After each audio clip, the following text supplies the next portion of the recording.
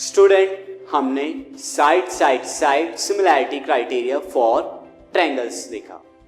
Now इस पर based अब हम एक एग्जांपल सॉल्व करेंगे। Then example is observe figure and then find angle P.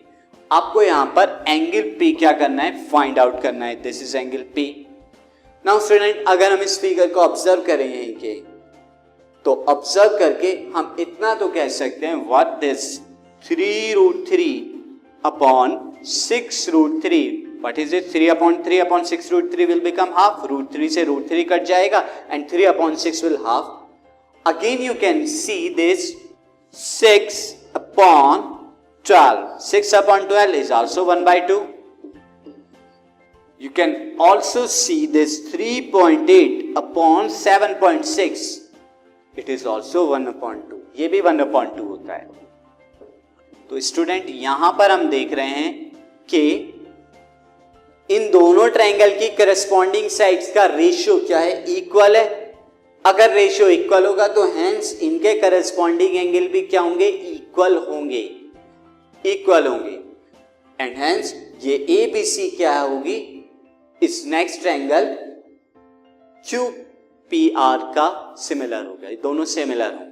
तो इसको हमने कैसे किया, side side side angle criteria, side side side similarity criteria.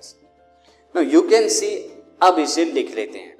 Now in triangle ABC and triangle PQR, this triangle ABC and triangle PQR, AB upon RQ, AB upon RQ, you can see this AB is 3.8 and RQ is 7.6. This is also 1/2, जो मैंने आपको पहले भी बता दिया। Now student, you can see BC upon OP, BC is 6 and this is QP, QP is 12, so 6/12 is also 1/2. Now student, you can see CA is 3√3 and PR is 6√3. This is also 1/2. So we can have AB upon RQ is equal to BC upon QP is equal to CA upon PR. Therefore, in triangle ABC, therefore triangle ABC is similar to triangle PQR. Why? Because side side side similarity criteria. Now student, तो अब मैं ये लिख सकता हूं angle C will equal to angle P। Angle C किसके बराबर होगा, this angle will equal to this angle P। तो अगर मैं एंगल C की वैल्यू निकाल दूं तो एंगल P आ जाएगा। नाउ एंगल C P के बराबर क्यों है, क्योंकि सिमिलर है और ये करस्पॉन्डिंग एंगल। नाउ C की वैल्यू स्टूडेंट कैसे आएगी, हम जानते हैं कि angle A, angle B, angle C, इन तीनों का सम 180 डिग्री होता है, angle sum property.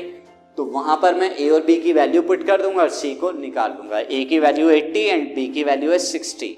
C, now angle C is equal to 180 minus angle A plus angle B. Why? Because angle A plus angle B plus angle C will become 180 degree. Angle sum property होती है student, इसका use किया गया यहाँ। So angle C will become 180 minus A plus B. दोनों minus क्या आएंगे, minus common लिया है, यहाँ दोनों minus A minus B, minus common लिया तो ब्रैकेट में A plus B. Now A की वैल्यू 80, बी की value 60, 80 plus 60 140, 180 minus 140, this is will become 40। So angle C will become, this angle C will become 40 degree. Now angle C is equal to angle P, ये किसके बराबर है, angle P के बराबर है। Now angle P की value आ गई 40 degree. तो यहां हमने साइड साइड साइड क्राइटेरिया का यूज किया और क्वेश्चन को सॉल्व किया। नाउ स्टूडेंट, अब नेक्स्ट क्राइटेरिया पे चलते हैं। वो क्राइटेरिया क्या है, side angle side similarity criteria. See that criteria.